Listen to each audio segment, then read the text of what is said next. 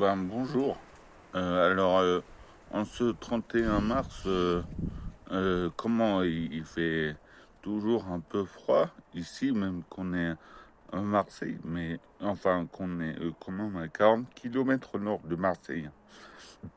Mais voilà, donc pour les besoins de la vidéo, je me mets donc en petite tenue gilet jaune.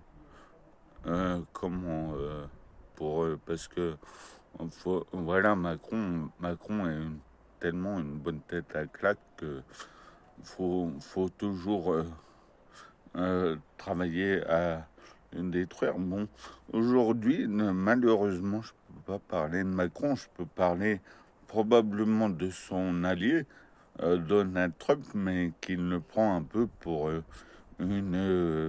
une tête à claque aussi, puisque en fait, voilà, il paraît que Donald Trump, ça y est, mais il commence à dire que voilà, on n'oubliera pas l'attitude de la France dans cette guerre, mais bon, de toute façon, euh, voilà, peut-être que dans 4 ans, de toute façon, Donald Trump, il sera pas réélu.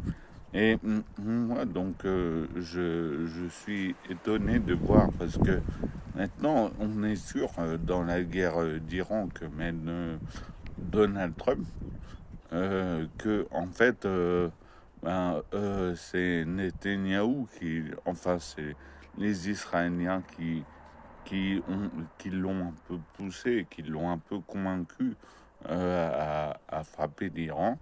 Et du coup, voilà, qu'est-ce qui se passera? Parce que là, ils menacent quand même les Américains de se retirer. Qu'est-ce qui se passera quand ils se retireront?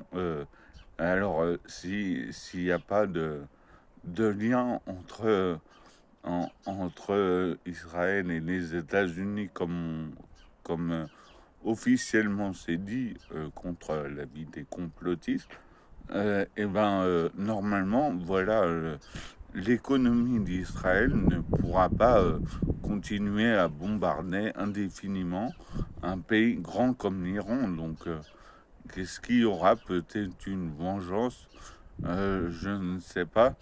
En tout cas, bon, vaut mieux que du coup, il aille au bout de son engagement, sinon sera peut-être mal, parce que en fait, ils font ça pour assurer leur sécurité, Israël.